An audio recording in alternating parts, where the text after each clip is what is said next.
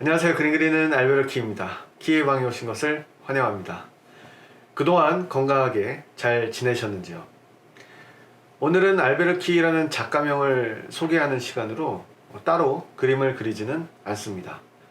알베르키라는 이름이 저의 본명은 아닐 거예요. 지나가는 소떼들을 떠올려 보자면 그 소들의 이름을 하나하나 붙여주지 않는 이상 그 소들의 이름을 알 수가 없을 겁니다. 저의 본명은 따로 있지만 본명도 하나의 사회적인 약속입니다. 알베르키라는 작가명도 하나의 사회적 약속입니다. 처음엔 이상하다고 하시는 분들도 있었고 굳이 본명 놔두고 작가명을 쓰는지 한국 사람이 외국어로 이름을 짓는지 궁금해 하시는 분들이 많았어요. 저는 그림을 그리지만 그림을 판매하기도 하고 협업을 하기도 하고 주문 요청에 따라서 그림을 그려드리기도 합니다. 올해 들어서는 아예 알베르키로 사업자를 냈어요. 따라서 하나의 브랜드로 봐주셔도 좋을 것 같습니다. 그리고 계속 신뢰를 쌓아 나가는 거죠. 생각보다 진짜라는 게 별로 없어요. 저도 태어나서부터 그림 그리는 사람으로 정해진 것도 아니고 모든 사람이 마찬가지일 거예요. 관심 있는 일이나 주어진 일들을 꾸준히 하다 보니까 어떤 정체성을 가지게 된다고 생각하거든요. 문화적 정체성으로 따지면 한국에서 태어나서 다 동양화 그리고 사물놀이하고 국악하고 해야죠. 서양하며 재즈며 힙합이며 그런 게 어디 있겠어요.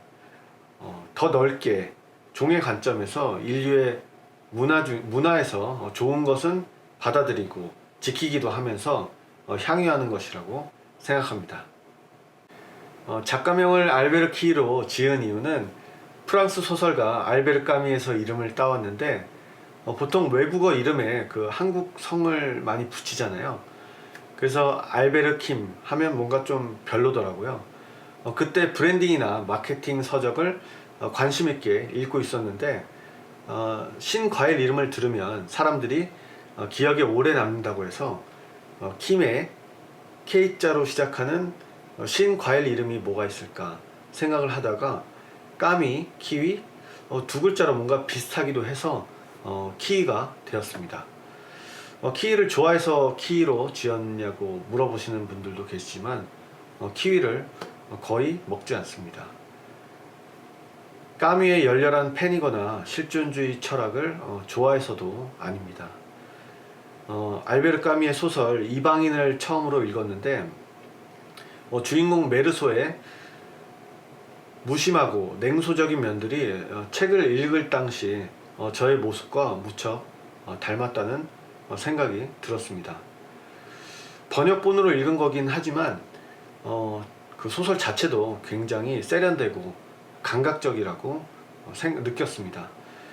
그래서 그 작가를 검색했는데 코트를 딱 걸치고 머리를 넘기고 담배를 물고 있는 모습이 너무 매력적으로 느껴졌고 닮고 싶다는 생각을 많이 해서 알버트가 아닌 알베르가 되었습니다. 생각보다 많은 분들이 알베르 까미에서 이름을 따오셨냐고 물어보세요. 사업자 등록을 하러 갔는데 관할 세무서 세무사님도 딱 알아보시더라고요. 알베르키라는 작가명은 2014년에 저의 그림 스타일이 만들어지면서 이름을 짓게 되었습니다.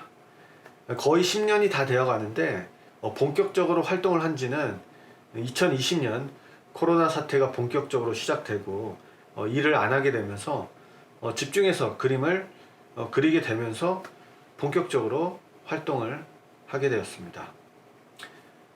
많은 작가님들이 그렇듯이 경제적 어려움도 있었고 생업으로 인해 손을 놓게 되기도 했는데 이제는 온전히 그림에 집중을 해보자고 마음먹고 개인적으로는 인생에 큰 도전을 하고 있습니다.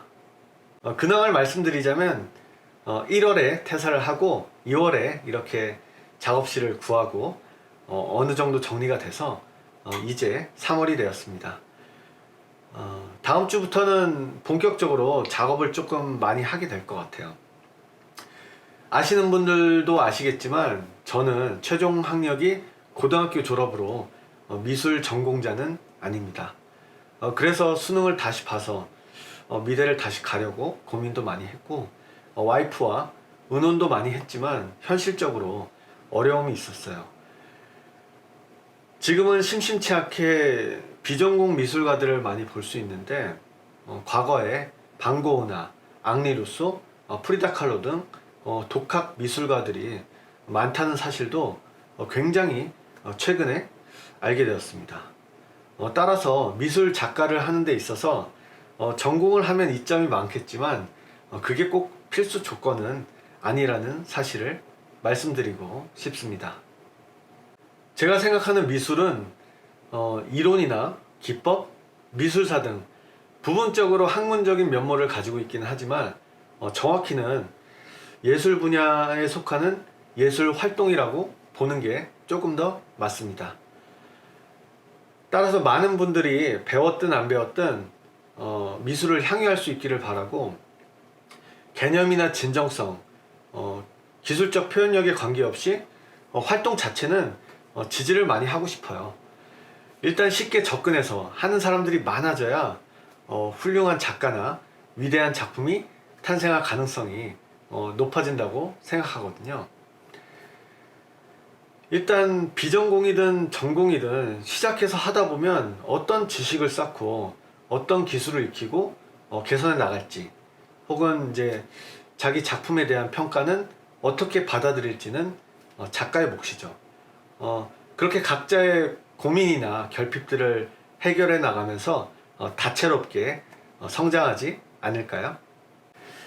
제가 태어난 지도 40년이 넘었습니다. 적지 않은 세월이라고 생각하는데 진짜 주변에 저보다 재능 있는 분들도 많았고 막 천재 소리 듣는 분들도 있었습니다. 그 중에서는 지금까지 잘 하고 계신 분들도 있지만 한편으로는 그만두시는 분들도 적지 않습니다. 내가 재능이 있는데 이걸 계속해도 될까 고민하시는 분들도 굉장히 많을 거예요. 어떤 상태이든 이런 질문을 해보면 좋을 것 같아요. 10년 후에도 20년 후에도 혹은 30년 후에도 내가 계속 이 일을 할 만한 가치가 있을까? 의심이 들 때는 계속 질문해보고 대답을 만들어 보는 것도 굉장히 좋은 방법입니다. 그렇게 한겹 마음이 단단해지거든요. 저는 그 질문에 대한 대답을 계속 보여드리고 있고 보여드릴 예정입니다. 즐거운 주말밤 되시고 저의 영상을 봐주셔서 진심으로 감사합니다. 다음 영상으로 찾아뵙겠습니다.